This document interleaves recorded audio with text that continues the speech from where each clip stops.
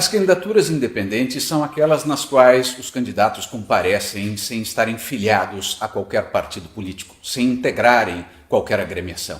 Elas decorrem diretamente da ideia de liberdade individual e de democracia.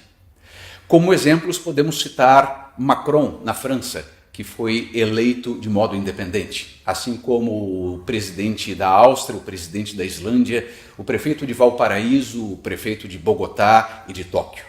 9 entre 10 países no mundo admitem as candidaturas independentes.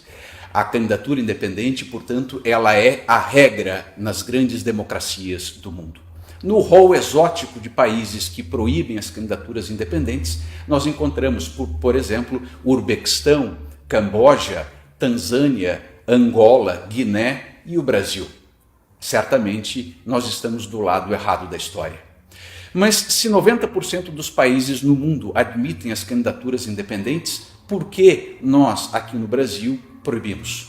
A resposta é simples. A questão fundamental diz respeito ao poder dos caciques políticos, ao poder dos clãs, das famílias que controlam a política brasileira.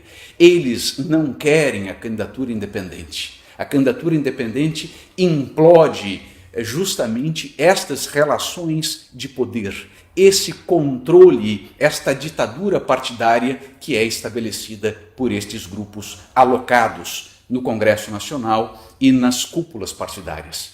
Vamos observar que a adoção de uma candidatura independente ela tem efeito benéfico, inclusive sobre os próprios partidos políticos, que, para se manterem competitivos, passam a ter que respeitar as bases, realizar prévias partidárias, respeitar os estatutos e programas sociais e fazer alianças que sejam condizentes com tudo isso. Indignado com esta situação, eu, em 2016, ingressei na Justiça Eleitoral pedindo o registro de minha candidatura independente à Prefeitura do Rio de Janeiro. A candidatura foi negada pela Justiça Eleitoral e eu recorri em todas as instâncias. O processo se encontra agora no Supremo Tribunal Federal sob a relatoria do ministro Luiz Fux. Se necessário for, nós iremos ainda à Corte Interamericana de Direitos Humanos pleitear este direito que não é só meu, mas de todos os brasileiros. Dito isto, vem a pergunta: qual a base jurídica do meu pedido? Qual a base jurídica que sustenta a ideia de candidaturas independentes no Brasil?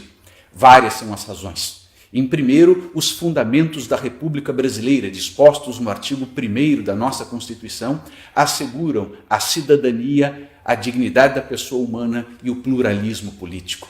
Além disso, o artigo 5º, na cláusula pétrea do inciso 20, nos diz que ninguém pode ser compelido a se associar ou permanecer associado. E isso inclui a ideia de que eu não posso ser compelido a me inscrever, a me filiar num partido político. O indivíduo não pode ficar de joelhos perante os partidos políticos, que, aliás, são instituições privadas. Além disso, nós temos que o Brasil assinou o Pacto de São José da Costa Rica. Neste pacto, há o direito assegurado a todos os brasileiros de se candidatarem sem partido político. Portanto, quando a justiça brasileira nega a candidatura independente, ela está violando, ela está agredindo um tratado internacional no qual o Brasil se comprometeu perante o mundo a assegurar as candidaturas independentes. Por fim, cabe lembrar que a Corte Interamericana de Direitos Humanos já julgou um caso como este. A Corte Interamericana, no caso Iatama versus Nicarágua, condenou a Nicarágua pelo fato de que aquele país não assegurou a candidatura independente. É preciso entendermos que a candidatura independente é a mãe de todas as reformas políticas. É o modo pelo qual nós vamos verdadeiramente permitir a renovação da política brasileira.